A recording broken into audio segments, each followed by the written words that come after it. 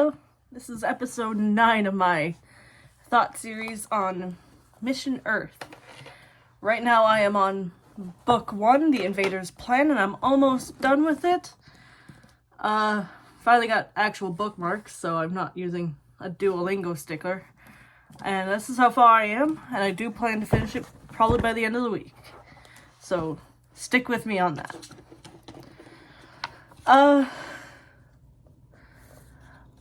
Before I get into this, I want to read a couple quotes that I found that I think just perfectly sum up what's going on so far in Sultan's attitude, even. With, like, the apparatus and everything, it's, Mark Twain has a really good quote that says, "Go to heaven for the climate, hell for the company." Which seems about right. With the difference between the fleet and the apparatus, I would definitely go to the fleet because they're cleaner and everything else. But the apparatus seems to be funner in terms of who's there and the personalities among them. And then the next one comes from Pirates of the Caribbean, Jack Sparrow. And this one I'm going to say directly, if I could say it directly to somebody, I would say it to Sultan. Because it's something that he needs to hear. Says, "The problem is not the problem. The problem is your attitude about the problem." Which is entirely Sultan. It's entirely Sultan. His attitude is just what makes the problem worse. So, let's get into what has happened. Well, it's been revealed at this point that Sultan has not been eating or drinking anything and he's been sleeping in his office, much to Bouch's annoyance. You can tell he has a lot of pride, and maybe even too much, because he's not asking Jet for help, and he probably should. He definitely should. Because remember, last time I talked about this, he was broke, he didn't have a place to stay, and he didn't have food. And apparently, it's been 3 days, at least, since he's eaten. Well, Sultan starts hallucinating and having weird dreams, and one of his dreams, his hallucinations is he's sitting in a cave in Turkey, eating baklava with a sexy lady at his desk. It's like, we know that Sultan is going to end up in Turkey because that's what Lumbar had said that he wanted out of this mission. He wanted Sultan in Turkey and Jet in the US. But a sexy lady in baklava seems a little on the nose for stereotypes. So Sultan eventually falls asleep at his desk, or at least we think he does. And he says he wakes up, and he's either having a hallucination or a dream about a Manco devil visiting him with the Death Battalion, which is the battalion that Jet served with on his first mission, and the battalion that they made disappear in the beginning of this book. Meaning they made their ship crash, or the apparatus made the ship crash, and then kidnapped the whole battalion that wasn't Jet, that Jet was not a part of at that time. And that this battalion is alluding that Sultan doesn't know something, and that they won't leave unless they are heavily bribed. So Sultan uses some counterfeit money to bribe the devil and survive, and then falls back asleep, apparently. it's not really clear whether he's actually awake and hallucinating or whether he was asleep. They leave that pretty up in the air. He does do like dream analysis on it, and it doesn't really come out with anything, so we don't really know. It's kind of hard to tell. So Sultan is startled awake in the morning by Bouch, and soon after he wakes up, he faints. He gets up, he gets off the desk, and he just whoosh into the floor. When he comes to later, there's 2 more clerks in the room tending to him, and they point out that he has a fever.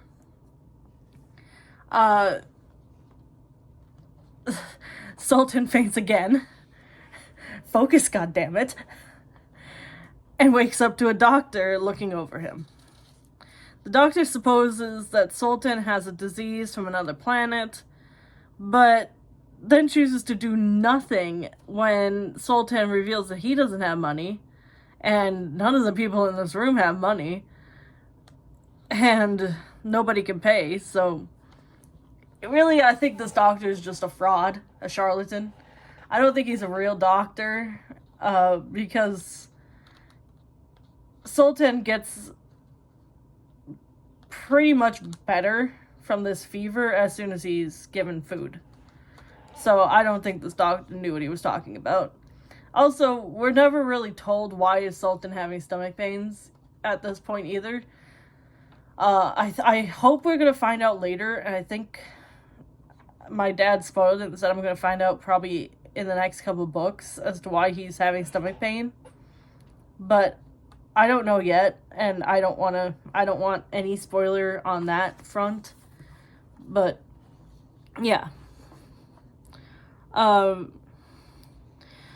when the doctor supposed that Sultan had a disease from another planet that could kill him, that basically acts like the plague does on Earth, like our bubonic plague, everybody in the office avoids Sultan, and he just lays there slumped against the wall in agony.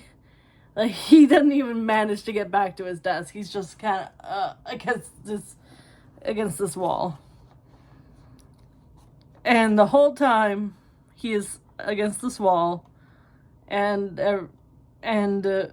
this whole up until this point he has been hallucinating about women and food. The Airbus driver enters the office with several canisters and boxes of sweet buns. Apparently he had gone to Jet to inform him of the situation, and with the knowledge that it has been 3 days since Sultan has eaten or drank anything, Jet sends these canisters of like sparkle water and sweet buns and gives them to the driver with instructions on how to care for Sultan. Which just, aww, that's so sweet.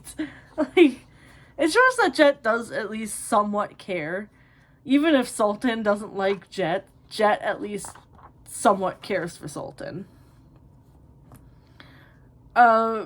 Sultan, like I said, is hallucinating, so he doesn't even see his driver at first. He sees a woman, and as he starts, getting food and water in his body, he's becoming clearer, and the driver reveals that Jet had given him some money to pay off, or, just money for general expenses. And after one more night in the office and a bit more paperwork, Sultan remembers this fact that Jet had given him money. But the driver didn't give these credits to Sultan. Instead, the driver told him about the money, but took that money and went to the hotel and paid off the debt for the room and the advance rent so that Sultan would have a place to stay that wasn't the office. Sultan decides he hates Jet maybe a little less at the end of that chapter. At least enough not to kill him immediately when he gets back to the apparatus hangars, which isn't going to happen for a little while. However, he does decide he needs to go and figure out what's going on with that hallucination or dream about the Manco Devil.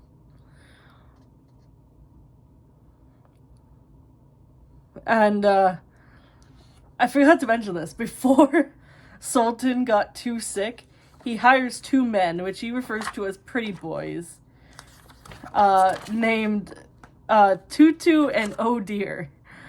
And he wants them to seduce information out of Endau and relay it to him on Earth. And Endau is the one that's like up in charge of the apparatus. He has the most power in that external part of the apparatus. Like, he's the mouthpiece when they have to talk to the council. So he wants information out of Endau and wants to be in Endau's ear. So he's having them seduce information out of him. This part was also a little really incensed. This part and any part that involves Tutu and Oh Dear are so insensitive to the LGBT community. They're just, oh wow, they are stereotypes. But they also do kind of remind me of Glitz and Glam from Hell's Boss Season 2, Episode 7. So, have fun with that.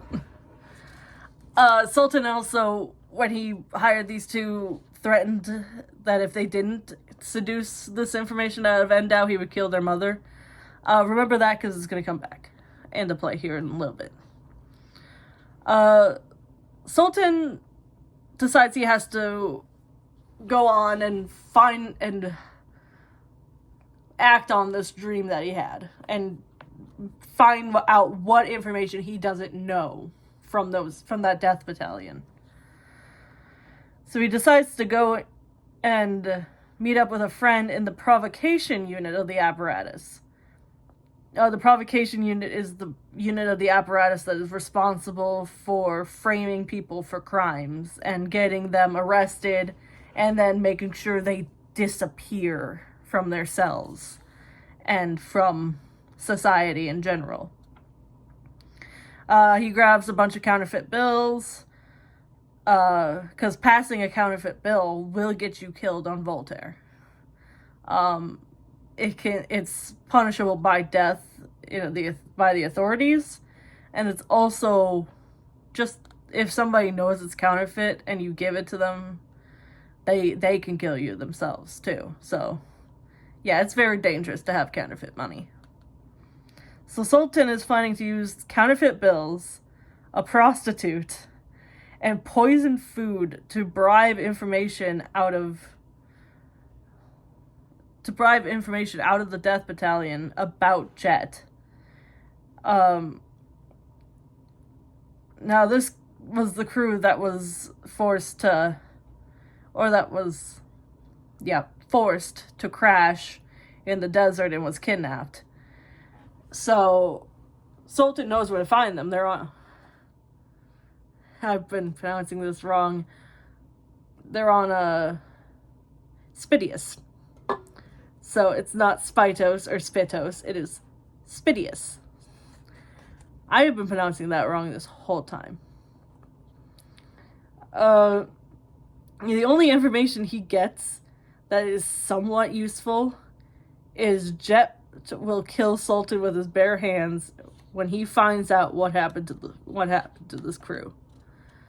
That's the only information that he gets that is somewhat useful.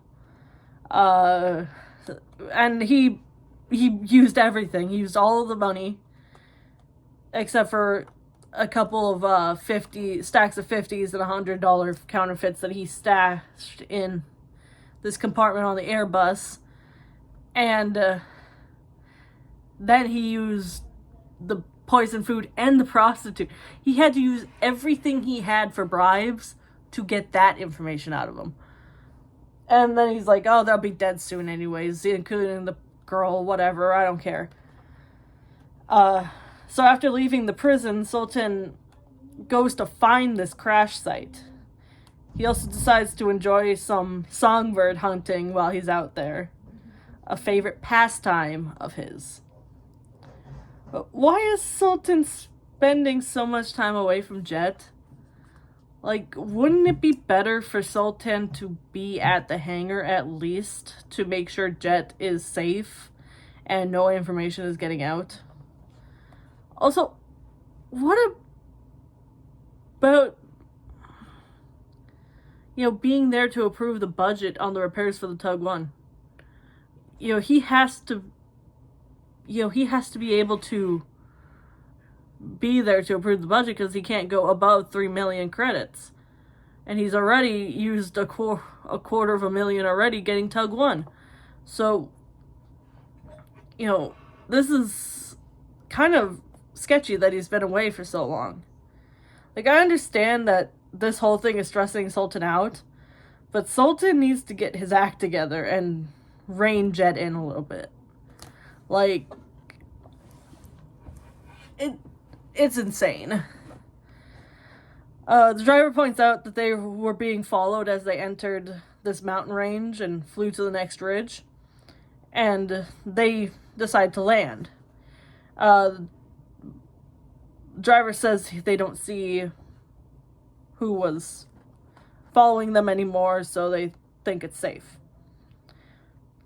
So after these two, Sultan and the driver, get settled with a fire and they're roasting the killed songbird from earlier, a shot gets blasted off close to Sultan's head. I would have pissed myself. Like, there's no way. Like, that thing went whizzing by his head like this. Nah. If my pants, if I didn't pee my pants, I would have probably died of a heart attack. So, yeah, no. These two run. They take cover behind a boulder. The driver trying to talk the pursuer down, but he gets fired at again. Sultan, in an attempt to calm his driver and take control of the situation, finally reveals the driver's name, which is Ski. Or Ske. It's one of the two pronunciations. It's S-K-E. I'm going to pronounce it Ski, which is just, aw, he does care a little bit about people. No, he doesn't. He's a sociopath. Don't believe the lies. He's doing this because he knows that if he uses the driver's name, that it's going to calm the driver down enough so that they can take control of the situation and get out of there alive. He doesn't actually care. He just knows that it's going to work. So, yeah. False hope. Well, the thief ends up stealing the counterfeit money that Sultan had stashed away in the Airbus, and then destroys the Airbus by setting it on fire. He fired 3 bullets into the engine compartment, hitting the 3 major parts of the engine that this Airbus needed to run. So this bus will never leave the ground again. Ski is obviously freaking out at this point because they are stranded in the mountain with no communication, and nobody is going to come looking for them because nobody knows where they are or that they even left to do this. But Sultan seems overjoyed by this development. I guess, it gets him out of work for forever. It gets him out of this mission. It gets him away from his life. But, sir, you're stranded in a mountain range with limited shots and everything. But, I guess you do you. After 3 weeks in the mountains, hunting to survive, Sultan and Ski are accosted by 2 game wardens. They were going to kill Ski and take Sultan in as prisoner. But after a tense confrontation where Ski reveals that Sultan was on a secret mission and that they got stranded and who Sultan was, the game wardens eventually decide to let them off with the warning, keep the gun that Sultan was using to hunt and the game bag, and then they send them off on their way on an Airbus to the city. And this whole time, this whole 3 weeks, Ski had cut out a part of the Airbus. He didn't really have tools to do this, so he did primitive things and grabbed a bunch of rocks and everything and dismantled a panel of the Airbus that had the Airbus's like identification tags and everything. So that way, if and when he got back to civilization, he could bring it to the apparatus's Airbus supply and get a new bus. And, you know, he does eventually bring this panel to the Airbus supply and get his new bus. They told him when he got there he didn't need to destroy the last one to get a new one. Clearly a joke, but it was also kind of not, because Sultan had been promoted before this point of the Airbus being destroyed, so it could have worked for him to have just gotten a new Airbus without having to destroy the old one. This Airbus that they get is an absolutely ugly shade of purple with an absolutely ugly shade of green, and it stands up like a sore thumb, which is not ideal for an apparatus vehicle, because remember, the apparatus are basically spies, so it's awful. After obtaining the bus, Sultan goes back to his office, much to Bouch's annoyance again. Sultan points out to Bouch that he has been missing for 3 weeks. And Bouch basically says, yeah, 3 weeks where Tutu and Oh Dear have not been living in terror. Because, you know, not only did Sultan threaten them, he threatened their mother. But apparently during that 3 weeks, Bouch had snuck in a computer to the office so that Tutu and Oh Dear did not have to try to seduce this information out of Endau. This infuriates Sultan. Because, you know, that wasn't the point of what they were supposed to be doing. They were supposed to be getting it from Endau because Endau had information that the computer wouldn't have. So he says he'll add their sisters to the death toll if they don't do what he wants. And this makes them cry even more, and they both faint too, which is, wow, really feeding into the wow stereotypes. Jeez. After which, Sultan uses this computer under Bouch's credentials to make sure he isn't wanted for his sudden disappearance, and to repay his debt, the loan that he had taken out, with his only credit, his one credit that he has. And after that, Ski and Sultan decide to finally return to the apparatus hangar. And that's where I have gotten. Yeah, it was eventful. Couple chapters, and not even a couple chapters, that was a few chapters. It's definitely been eventful, you know, and I think those quotes I read definitely fit, particularly the one from Jack Sparrow. Yeah, Sultan definitely needs to know the problem here is not the problem. It is really his attitude towards the problem. He has this piss poor attitude, and it's really showing, and it's really coming to bite him in the butt. And I really hope it does continue to bite him in the butt. I'm trying to make my upload schedule a lot better, and I'm trying to mix in some better content for you guys. Right now it's going to be a little difficult. My college classes just started back up, and anthropology is apparently a very heavy subject that's going to require a lot of my time and attention. So I will be doing my best to make videos and continue with this series. Hopefully I can finish this book by the end of the week.